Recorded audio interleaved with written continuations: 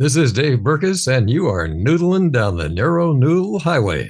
Welcome to Neuro Noodles Neurofeedback and Neuropsychology podcast featuring tech legend Jay Gunkelman. He is the man who has read over 500,000 brain scans. Our goal is to provide information and promote options for better mental health. The Neuro Noodle podcast is supported by listeners and viewers just like you. And a special thanks to our gold and silver supporters. Earn up to 16 CEU hours by attending Applied Neurosciences NeuroGuide Workshop December 10th and 11th in Madeira Beach, Florida. It's led by none other than Dr. Robert Thatcher himself. There are two ways you can attend, online or in person, with the link appliedneuroscience.com/attend-ng-workshops. And if you sign up now, you can join Dr. Robert Thatcher at his house for a pre-course get-together December 9th. It's going to be a blast. What a better way to enjoy winter by being in Madeira Beach, Florida, and earning up to 16 CEU hours. Sign up now at appliedneuroscience.com/attend-ng-workshops. MindMedia.com. Get the latest EEG and neurofeedback technology from MindMedia.com. Their semi-dry sensor cap is a wonder to see, and their EEG amplifiers have been trusted in the field for decades. Their neurofeedback and QEEG courses will get you up to speed in no time. Visit mindmedia.com now. Dave Berkus, my friend, welcome to the Neuro Noodle Network podcast. Thank you for coming on today, my friend.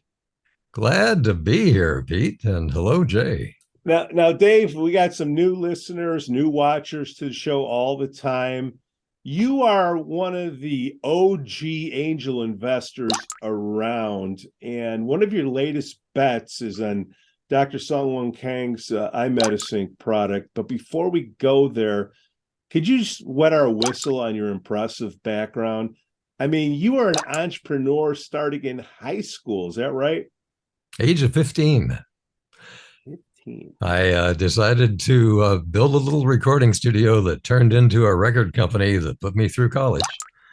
9 years later, we had a large record manufacturing plant, a commercial record label, a studio building company, and an oldie but goodies division.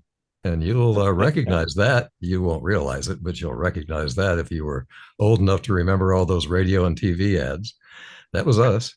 And I sold the company when I had programmed a computer for it. And it was the very first computer with a screen. And I programmed things that had never been seen before for many computers at all. And salesmen for the hardware began to bring potential customers to me. And two of them in one day offered $10,000 in 1974 dollars. That's $50,000 a day to lease these programs from me, lease pieces of these programs from me. I knew the record business was just not for me. Although today vinyl's coming back, and so maybe I should have stayed for all these years, but I don't think so. And went into the computer programming business, settling after 2 years and 215 customers on the hotel industry. Built that into the largest hotel reservations and front office supplier in the world. Sold that company back to that original hardware company in 1990. And used the money that I made, it was a great sale, to invest in 206 companies. And I now manage 5 of the 6 funds that I did. One of them is mature. And that's my life, is finding out how many of those companies have gone public or been sold, how many of them are dead, and accounting to 108 limited partners as we go through life. So as I come across a lot of medical device and chemical companies dealing with medicine, one of which is going public and just announced today, it is mind-boggling for me that I have to keep up mentally with all of this. But learning what these companies do and staying with them, in one case, in many cases, to see that they're alive, is part of my life. And one of my favorite stories is that in 1982, the Marriott Corporation licensed the software, and it was for 50 properties, or to be 50 properties. Mr. Marriott wanted to compete with himself and wanted to build a separate reservation network for a new product that he was to call Courtyard. And so, I built a system that could handle one machine, 5 properties, save lots of money. And they paid, I think it was $3 million in software. They had to buy the hardware from me because at that time it was unique. And that was 11 million in hardware. We're talking 1982 to 1990 dollars. And today it is 40 years later, and Marriott is still trying to replace that software, and it's in use in 4,000 properties worldwide. And I just can tell that story forever. So, there's more. You got to do the AOL. oh, yeah, well, Come on. one of my favorite stories, and I tell lots of them. And I think there's probably no investor in the world that hasn't heard this. So I'm telling it to some of you who've heard it before, and I'll abbreviate it for sure. But my chief programmer decided to leave me because he wanted to be a marketing person. And he had 26 people reporting to him, and thousands of hotels depended upon what he was doing. And I wouldn't let him do it. So he left me. 5 years later, I received an email. I keep that email. I can actually reach it right now, but I memorized it. So who needs to keep it? And when I do my keynotes, I pull it out of a folio and read pieces of it. But here it comes. Hello again, Dave. I'm employee number 7 at a Seattle-based retail internet startup called Amazon.com. He was among the first. In fact, McKinsey and Jeff were not employees. So he was really employee number 5. And he was the one in charge of marketing. Marketing? And so he said, among other things, my boss is in round 2 of capital seeking. And let me stop for a second to say that Jeff's mom was round 1, $300,000. This was the first round. And if I had the $100,000 he's seeking, I would certainly do it, dubious as I am, but I'd be happy to introduce you to him. Now, I had a twin engine airplane at the time. I had flown to Seattle numerous times, and yet I had a rule that said that my investments should be within driving distance. So I wrote him back. I said, gee, Tom, great to hear from you. Keep me informed. So I ask audiences how much that 100,000 would have been worth 2 years later at the public offering of Amazon. And the answer was, Pete, I think you've heard the story enough to know it. Go ahead and see if you can tell me a number. Refresh my memory. Good. 33 million. So that was pretty good, except private equity investors have to hold for 6 months. So if I held for a year, it would have doubled, 66 million. And I tell that story often. So a couple of years ago, I told it on the stage of the Angel Capital Association's international meeting in a keynote. And as I came off the stage, 2 people pulled me aside and had iPads. And they said, we calculated what your investment would be worth if you held it until today. And so I play that game now after having had that experience. And I played it last week. And I think the price last week after a 20-for-1 split was still, I should have it in front of me. Let's say it's $14, but whatever that number was, $3.5 billion would be the value. And so I would be buying the narrow noodle network, excuse me. And what else? I'd just go spending. You'll be getting requests soon, Dave. Oh, gee, thanks.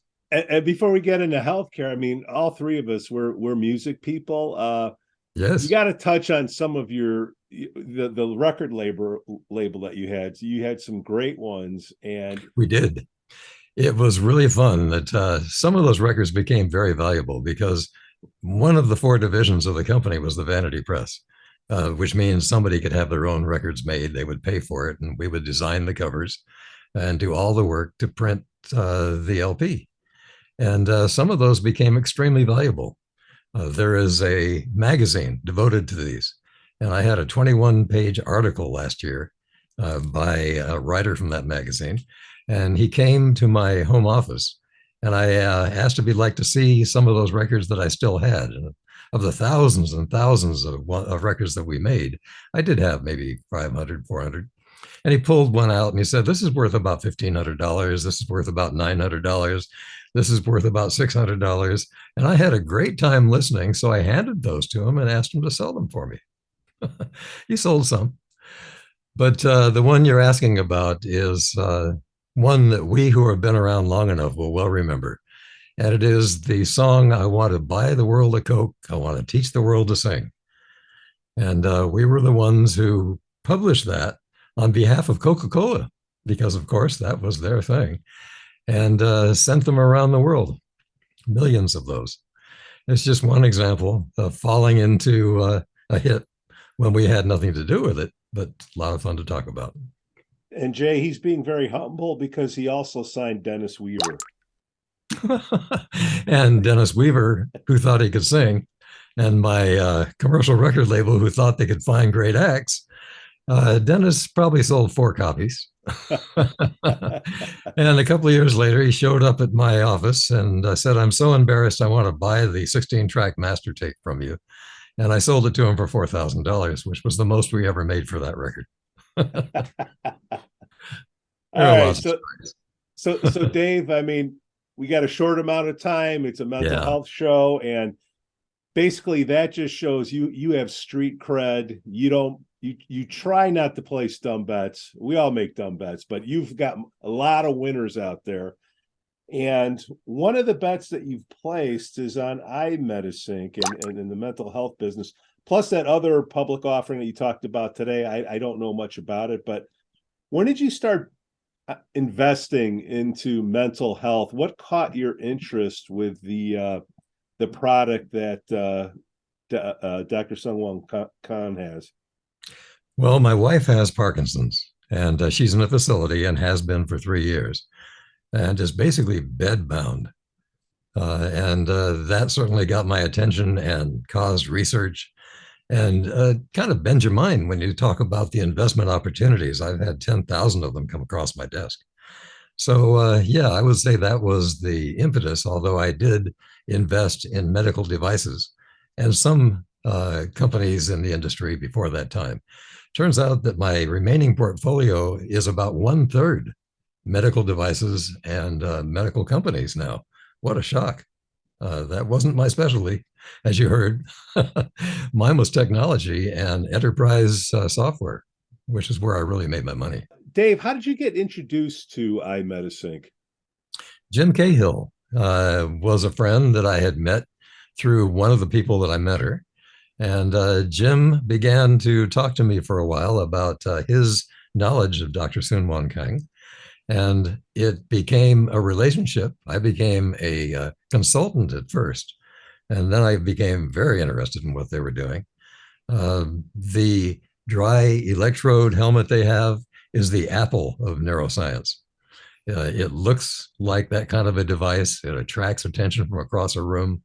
It does things we'll talk about, I'm sure, in a few moments. And so I became interested enough, and the mentoring relationship that I had with Dr. Kang and his marketing staff turned into an offer for me to build the United States and North American entity for them. I accepted. I'd done that once before for a Malaysian company. And so even among all the other things I'm doing, still managing 5 funds, 180 limited partners, all these investments we just talked about, this was one I couldn't say no to. The people that don't know, who is Jim Cahill? Jim Cahill is a neuroscientist who has been in the industry for, I can't tell you how many years, but certainly has a lot of street creds. And of course, Jay can tell me much more about Jim, but I was with Jim for 1.5 years. Jay's been with him for many more years. Jim now has the most cushy job in the entire universe. And that is, he is now the head of medical and treatment for the Four Seasons Resort on the Isle of, help me, the tiny Hawaiian island of Lanai. And the rooms are $1,000 and $2,000 and $3,000 a piece a night.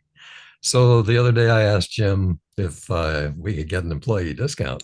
He said, I could pass on mine. I get 50% off, but that's still going to be 500 to 1,000 a night, Dave. So Jim's job, and he and his wife, Ann, are doing just fine in a location you'd never expect in paradise. Sounds like another summit. Jay, how, I'm ready for that.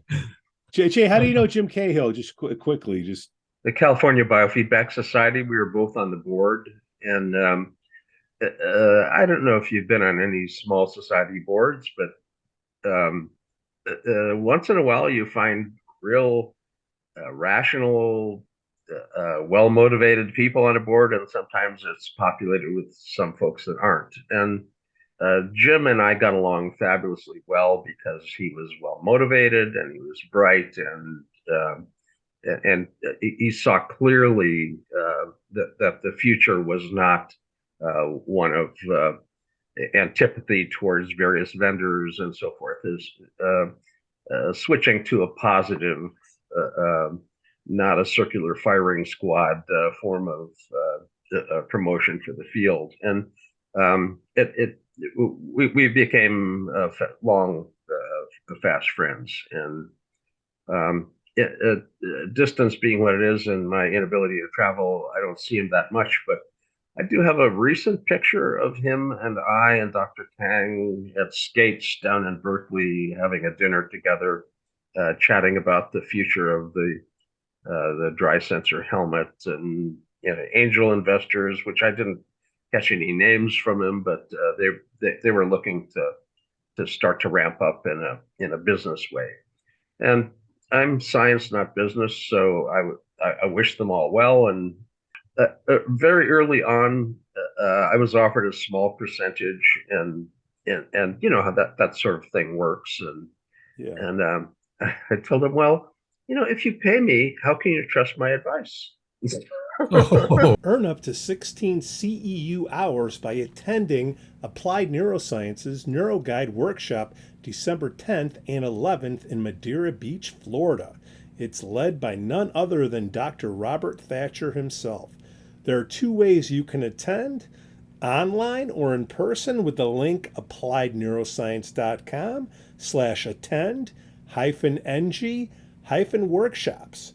And if you sign up now, you can join Dr. Robert Thatcher at his house for a pre-course get-together December 9th.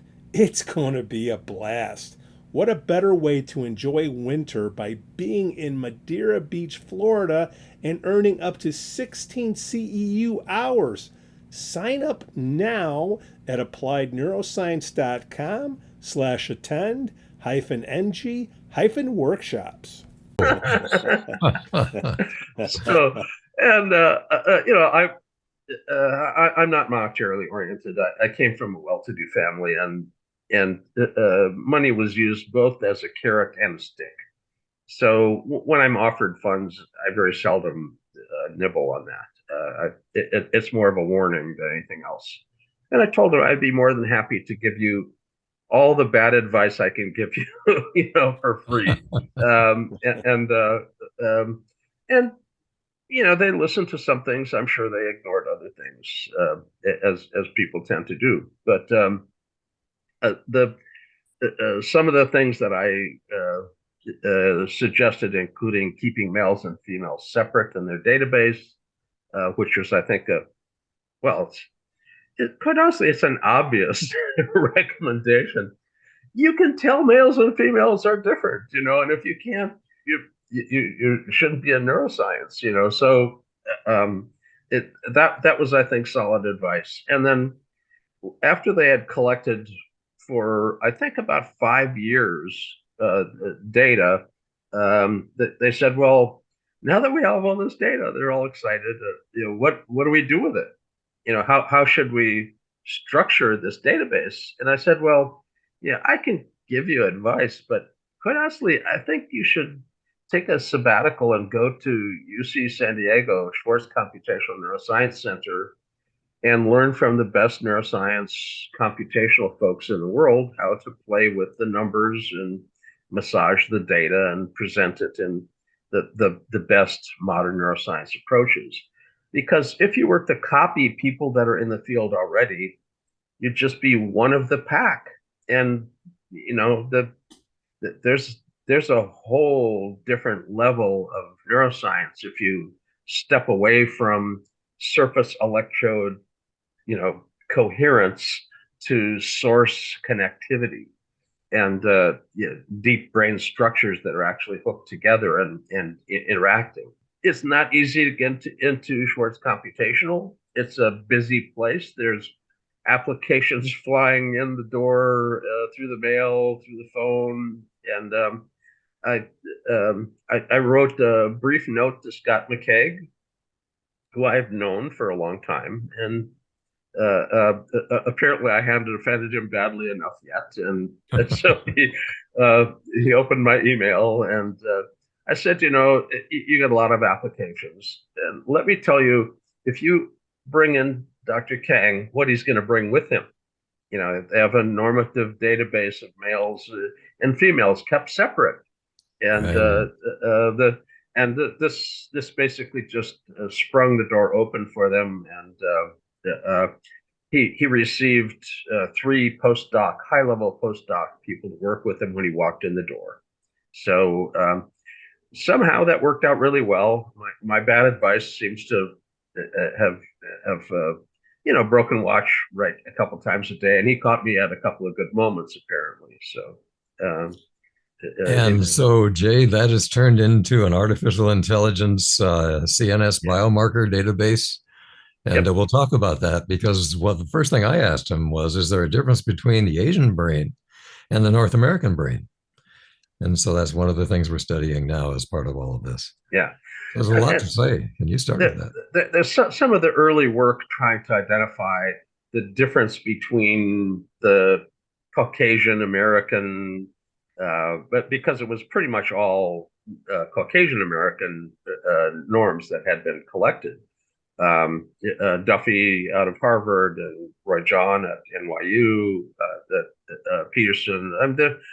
There were a handful of database attempts in the U.S. And one of the criticisms was, well, your database is going to be good for like what? Caucasian Americans, or maybe some Canadians, So, and so they actually went around the world looking for the obvious divergent. Okay, Aboriginals in Australia, they're not the same color. They have a different culture. Who knows what might be different, but they generally look normal. Normal brains are normal brains are normal brains. But the thing is, you can't really honestly compare a person or a dozen people to a database of hundreds of people. You have to have equivalent size samples to make that an actual test. So they dipped their toe into the question, but they didn't really fully answer it. There appears to be some very slight differences that we've seen in the ERP, the event-related potential. The Swiss and Russian norms that have been collected with the ERP. You get the visual arrival at the back of the head, and then you process the information temporally. Well, Swiss and Russian are pretty much left hemisphere processors. The process step of processing something you've seen ends up being primarily left hemispheric. The Koreans are bilateral in their process. Now, the peak and the latency of the ERP, the norms of that are all normal. There's no abnormal thing there. Now, you come up with ideas as to why these observations may be different. Oh, well, they're using pictorial right hemispheric characters for their language. Well, ABC 123 also has spatial characteristics. I don't know if that's really much of an answer. So it's going to take some time to figure out exactly what that's about. But it's an insignificant difference in an ERP. It doesn't negate the norms that were collected. There's also a healthy form of theta at the frontal midline that in the Korean norms is larger than it is in the European norms. But you can make that frontal midline theta, which isn't just theta at the frontal midline, as brief bursts on a memory task, and the task load makes it stronger and all that. So it's a specific signal. And it's the antithesis of worrying or fear. And you can enhance it with mindfulness meditation. So it's possible, again, you see a difference and you come up with some harebrained idea of what might be the reason for it being different. It's possible that there's more meditative lifestyle, more mindfulness, or perhaps not blaming them for having more, perhaps blaming us for having less, So, but whatever the difference is, yeah, I'm sure we'll find out the details of that at some point. But again, it's not an abnormality or a difference that is medically negatively oriented or anything. These are super subtle observations, and they may be cultural, they may be lifestyle. We'll see. That's really interesting We're gonna because have to find like 60 people who are genetically Korean, raised in Switzerland, with the European culture, and at that point start to tease out whether there's a genetic versus cultural source difference or something. But I'm old. I don't have the interest to dive into that project. That's for sure. So I had my brain scan, Jay, and I have Lithuanian and Russian background, and 99%, 1% Neanderthal, as most of us have. And so I'm so left brain that when Dr. Kang did his personal evaluation of my scan, he had to look at it again and again. And we had a long talk about it because I'm a little off the chart in the middle there, and he didn't know how to handle it. So. There are a lot of people in life that are not, normal neurologically. They're unique. And quite honestly, I think the outliers in life end up being the non-C students in life's outcomes. The extraordinary achievers usually have a divergent pattern. My brain is not normal, but then I don't aspire to the mean. So I've never thought that being average was sort of like the end goal. So and I know that upsets a lot of people in the field that here I am disparaging normal. I have to say that the outliers in life are where the interesting pieces of it are, and I'd rather hang out with neurodivergent individuals and explore the divergence than I would hang out with a bunch of neurotypical. So, well, you kind of expressed it the way that I would too, because I find those kind of people as I look at these entrepreneurs, and you can tell those that are very right brain creative and those that are very left brain driven. And it's interesting for me to follow these people over the years as I have to, as I invest. All right. Yeah. Dave, you've placed a lot of smart bets. Okay. What do you see in the tea leaves in your crystal ball there that this time the technology is going to be different, where insurance companies will pay more for the services? Because it all comes down to who's paying for this.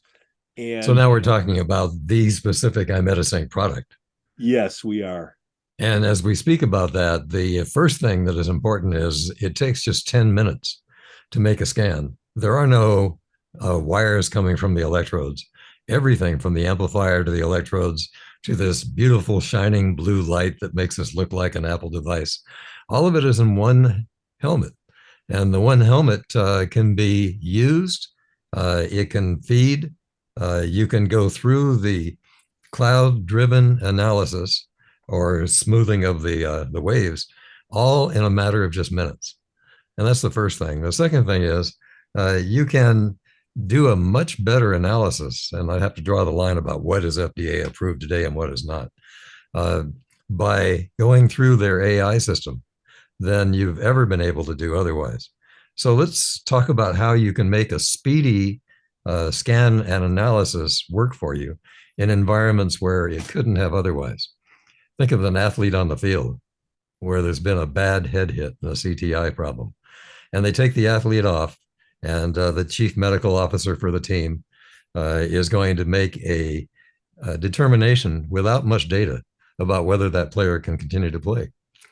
If we could do that in the tent or in the locker room in 10 minutes, there's one industry that would have these giant multi-million-dollar players protected, whether they're sent back in or not. And they couldn't have been done otherwise. So there's one sliver of an element.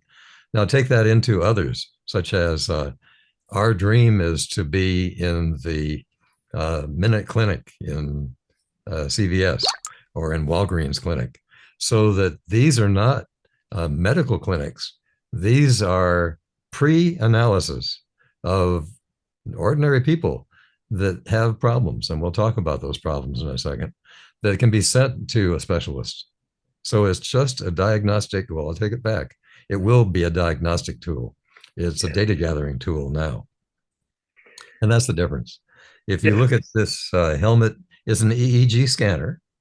Uh, it sends its analysis to the cloud wirelessly through Wi-Fi. And the cloud-based analysis can be either for an HRV analysis or an EEG analysis, or both. And that is sent in turn through what has not yet been FDA approved, this AI system that looks for CNS biomarkers. And then from there, there are algorithms for PBM care. So this is all in one single system, and that is kind of amazing. Yeah. So what's happened so Imagine, far? imagine today walking in, gee, doc, something's not quite right. I'm forgetting things. Is this depression? Is this dementia? What's going on? I'm starting to lose my marbles a little bit. And Yeah, the doctor's going to have to send you from their office to a lab. Now, which lab? EEG isn't really done as often as one might think for dementia. It's a very powerful tool in dementia, but it's not done as often as it should be. What are they going to get? An MRI or a CT? I mean, the testing that's out there that can predict dementia isn't all that well developed. Um, and and how long is the answer going to be? And are you going to get an answer that's really an answer? right. So, and here the difference now is you walk into the doctor's office and you haven't seen the doctor yet. The secretary comes out and plunks a Star Wars helmet on your head and says, sit there and it'll tell you to open and close your eyes. Just follow those instructions. 5 minutes worth of recording later with a little bit of hookup and prep, and by the time you walk into the doctor's office, the doctor has the answer in front of him, and that there isn't a referral out for expensive testing. You've got a very cost-effective, quick screening. And one of the difficulties with FDA is AI. I Yes. mean, uh, and what kind of AI are you using? AI is what, machine learning? Is it artificial intelligence? Is it there's so many kinds of AI out there. I'm still suffering with the old skin version of intelligence, and that it doesn't work all that great sometimes. But the AI that's out there, the FDA can't just rubber stamp something because it's got AI as a label on it. It Right. has to look at the guts inside of the AI, and not all of that is easily interpretable. there are quantum computer things going on in AI, and they're you know, is the cat alive or dead in that box? I don't know. Open it and see. So the AI is going to be a very big leap for the FDA, and Yeah. it's more about the the outcomes you can show as opposed to the process inside the black box.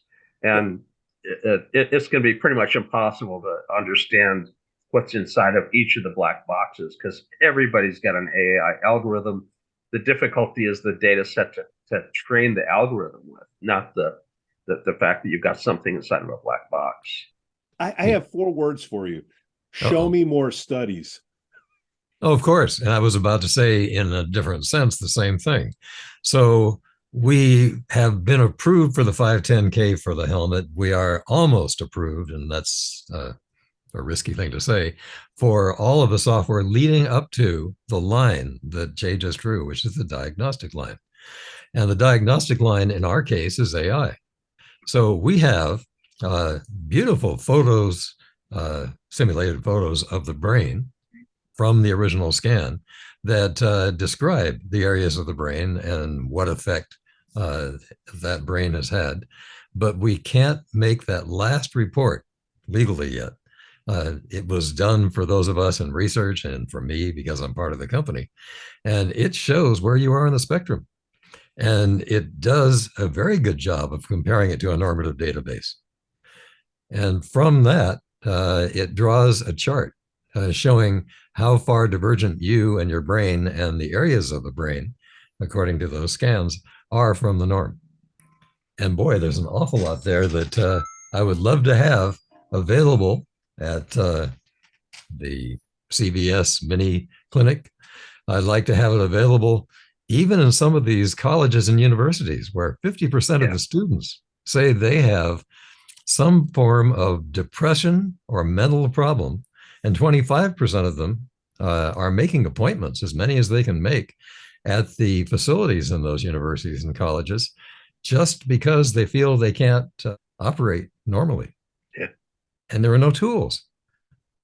The psychiatrists who are there, the psychologists that they bring in, and even just the clinicians don't have the tools to do anything more than listen and estimate. Hey guys, that's the end of part 1. Stay tuned. Next week's part 2 is going to be even better. Thanks for being a loyal watcher and listener.